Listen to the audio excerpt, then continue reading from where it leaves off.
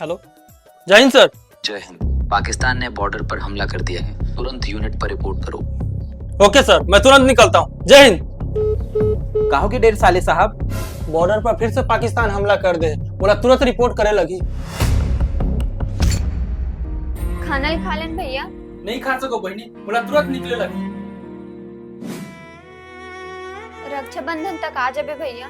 मैं ना लौटा आने वाले साल जो मेरी वर्दी बोले मेरा हाल तो धागों से बांधा। इसे समझो ना रेशम का तार भैया। हाँ मनीषा, भैया आगे। जिनकी होती है पहना भैया ये सब कैसे हो गया भैया? अरे रो मत पगली, अभी तो जंग में तोर भाई के हाथ बस कटे हैं।